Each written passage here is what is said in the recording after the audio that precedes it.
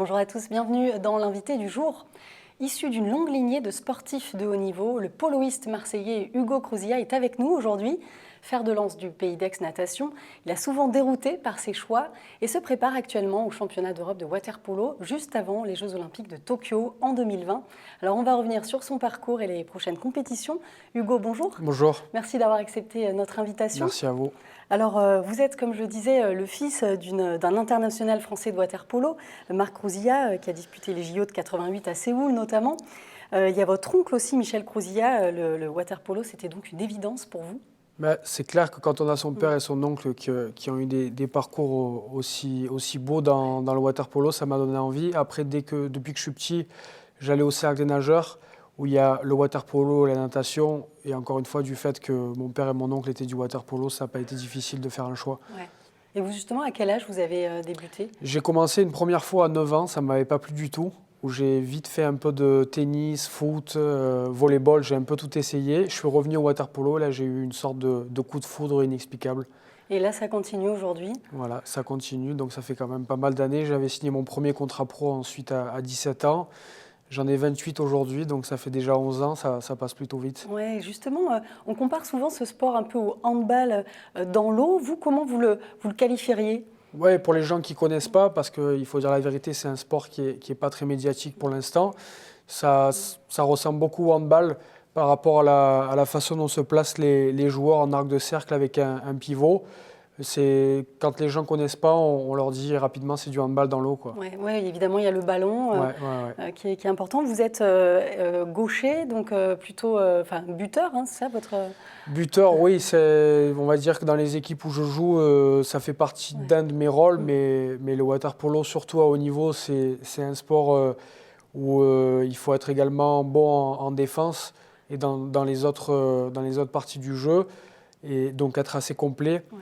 Et c'est vrai que même si on me demande de marquer des buts, j'essaie d'être bon dans tous les domaines, quoi. Il y a un côté très ludique, en tout cas, hein, dans ce sport. Ouais. L'équipe, la team, ça aussi, c'est très important. Ah, c'est vachement important, que ce soit en équipe de France ou au Pays d'Aix Natation. C'est un plaisir au quotidien d'évoluer avec ses coéquipiers. Et c'est pour ça que j'ai choisi un sport d'équipe. Alors, vous avez fait vos classes au CNM, le Cercle des nageurs de Marseille, avec qui vous gardez un lien très fort, même si vous n'y êtes plus aujourd'hui. Bien sûr, c'est le cercle, c'est là que ça fait partie de mes plus beaux souvenirs. J'ai été formé dans ce club, j'ai gagné, si je ne dis pas de bêtises, 6 titres de champion de France avec eux. J'ai beaucoup d'amis là-bas, donc c'est toujours un plaisir, même si c'est un peu spécial d'y aller avec un club rival aujourd'hui pour le titre. J'ai toujours de bons souvenirs là-bas, ouais, bien sûr. Donc en ce moment, il y a le championnat de France. Donc vous recevez Noisy-le-Sec très bientôt. Vous allez accueillir Montpellier. Donc voilà, il y a la préparation pour ces grosses échéances dont on a parlé au début, et puis le quotidien.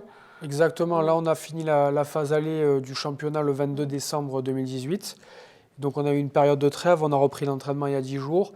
Et dans 10 jours, on jouera le premier match. On attaquera la phase retour à Noisy-le-Sec, qui est une équipe très sérieuse aussi, et en déplacement, ça sera pas facile. Et on enchaîne ensuite avec Montpellier, qui est une équipe maintenant qui joue le haut tableau depuis pas mal de saisons. Et puis le champion en titre, Strasbourg. Okay, donc c'est un programme assez chargé, avec toujours bien sûr dans la ligne de mire l'équipe de France, où c'est en 2020, mais ça va arriver très vite. Oui, justement, l'équipe de France, donc vous êtes capitaine, un rôle fort, vous vous sentez investi d'une mission justement avec ces JO 2020 en ligne de mire?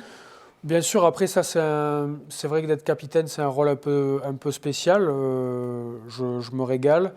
Après, le plus important, c'est l'équipe et c'est les échéances qui vont arriver avec les championnats d'Europe, la qualification pour les JO, et j'espère qu'on revivra le même rêve qu'à Rio en 2016.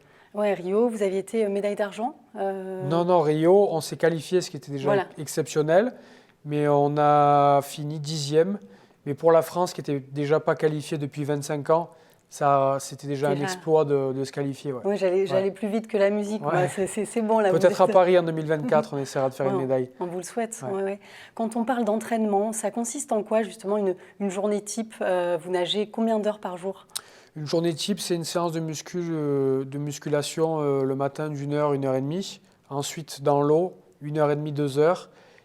Le déjeuner, une sieste, et après le soir, on reprend avec une séance, mais cette fois-ci que dans l'eau. La musculation, ça dépasse jamais 1 fois par jour, et une séance le soir d'1h30, 2 heures aussi.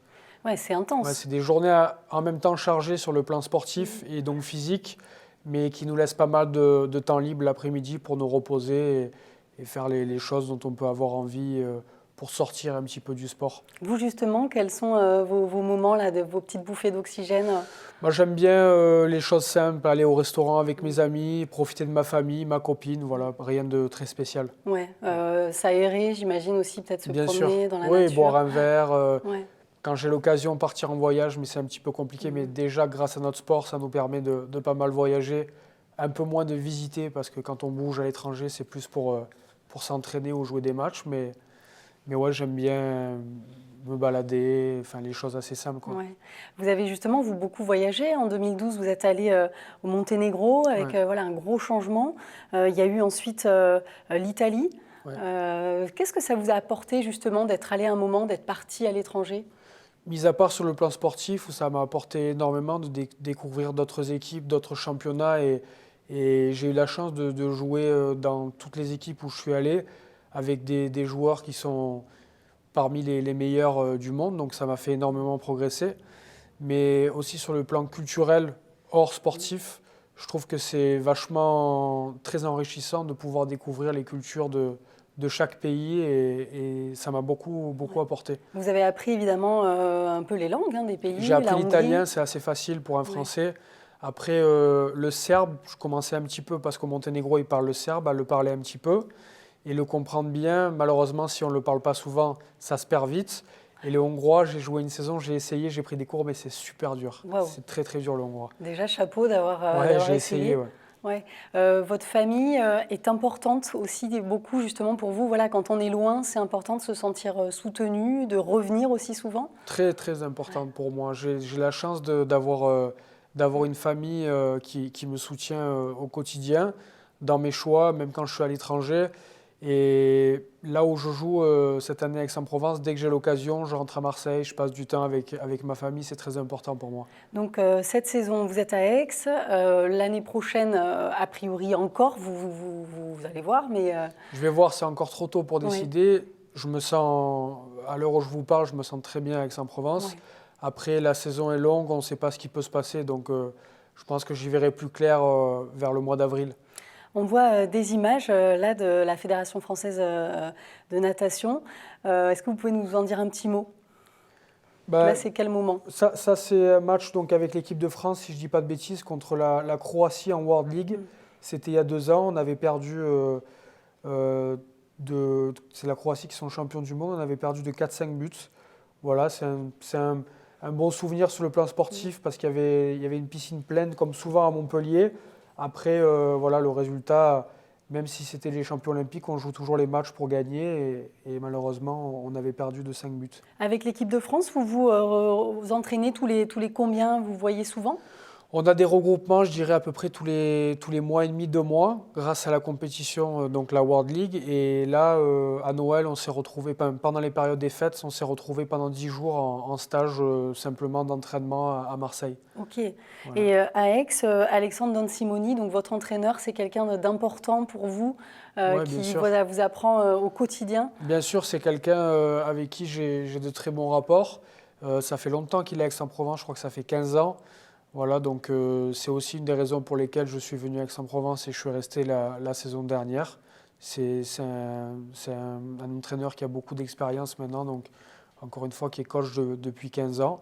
Et c'est un plaisir d'échanger, de m'entraîner avec lui au Oui. quotidien. Sur les qualités d'un bon poloiste, il y a évidemment cette endurance dans l'eau, l'agilité. Qu'est-ce qui C'est vrai prime? que ça demande beaucoup de... Il faut être présent dans pas mal de domaines physiques, l'endurance parce qu'on fait beaucoup d'allers-retours, être fort sur, ça se voit peut-être pas beaucoup, mais tout part des jambes en fait. Le rétropédalage, qui nous permet de sortir de l'eau et pour intercepter des ballons, shooter plus fort. Les jambes, c'est la base de tout. Il faut nager très vite aujourd'hui. Un joueur de water polo au haut niveau, s'il nage pas vite, c'est compliqué. Voilà, donc Ouais, un gros travail du coup, voilà, de musculation. c'est pour ça que ça demande beaucoup d'entraînement parce Oui. il faut être fort de partout en fait. Et il y a le risque de blessure. Donc là, c'est une Ouais. petite entorse, heureusement, rien de grave. Rien de grave, rien de grave. Ouais. Un duel à l'entraînement. Mais c'est vrai que le water polo aussi, il peut y avoir beaucoup de blessures, mais un peu moins que les sports terrestres, je pense, du coup, parce qu'il y a moins de traumatisme. Alors, grosse échéance donc en 2020. Est-ce que là, au quotidien, quand vous entraînez, vous y pensez déjà? Il y a déjà évidemment des choses qu'on travaille pour cette échéance-là? Forcément, ça arrive très vite. Si je ne fais pas attention maintenant, à 1 an et demi des Jeux Olympiques, du coup, ça amène un risque de blessure, par exemple. Donc, il faut faire attention à l'hygiène de vie, à l'entraînement, savoir se reposer aussi, c'est vachement, vachement important. Et puis, sur le plan personnel, j'ai 28 ans. À Paris 2024, j'aurai 33 ans et j'espère bien aller jusqu'aux Jeux Olympiques de Paris. Parce que je pense qu'en tant que sportif, faire les Jeux Olympiques dans son pays, il n'y a pas mieux. Et pareil, c'est dans 5 ans et demi, 6 ans. Si je veux arriver au top, ça commence maintenant, il n'y a pas de secret. Eh ben, on vous le souhaite en tout cas Merci beaucoup de beaucoup. réussite. Hugo, merci d'avoir été avec nous, Merci de à nous vous. avoir parlé voilà, du water polo. On peut venir évidemment vous voir jouer donc, Ouais, à Aix ouais. le soir, suivre les matchs en allant sur le site du club Voilà, les d'Aix. matchs sont souvent à 19h. Il y a une entrée payante, ça coûte pas cher comparé au foot. Il y a une super ambiance, donc si vous voulez venir voir des matchs à Aix-en-Provence, c'est avec grand plaisir. Ça donne envie en tout cas. Merci d'avoir été avec nous. Merci de nous avoir suivis. On se retrouve très bientôt pour un nouveau numéro de l'invité du jour. Très belle soirée.